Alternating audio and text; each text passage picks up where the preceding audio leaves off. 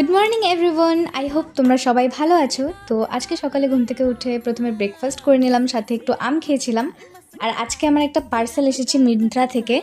তো এটা আমার প্রথম মিন্ত্রা অর্ডার, আর এই সুন্দর সুন্দর চেনগুলো আমি নিয়েছি। এটা 3টে কম্বো সেট ছিল, আর এটা মাত্র 42 টাকা নিয়েছে আমার থেকে। মানে এটা আমার যেহেতু ফার্স্ট অর্ডার, তাই আমি কিছু একটু অফার পেয়েছিলাম, সেই কারণে এটা এত কম দাম। না হলে এটার প্রাইস ওই 80-90 মতো ছিল।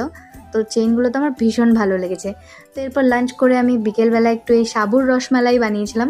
আর এবার সাবুর রসমালাই বানাতে আমি তেমন কোনো ভেজাল করিনি, একদম সাবুটা জাস্ট ভিজিয়ে সেটাকে নর্মাল একটু চটকে নিয়ে এরকম বল করে নিয়েছি, বাস। তাতে এরকম সুন্দর সাবুর রসমালাই হয়ে গেছে।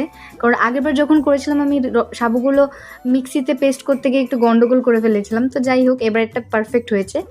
আর তারপর সন্ধেবেলা ভীষণ হাওয়া চালিয়েছিল, তবে বৃষ্টি খুব বেশি হয়নি, বাট একটু একটু হয়েছিল। আর এখানে আমি পড়তে বসে পড়া বাদ দিয়ে সিগনেচার প্র্যাকটিস করছিলাম। সো আজকের ভিডিওটা একটুকুই, দেখা হবে নেক্সট ভিডিওতে। বাই।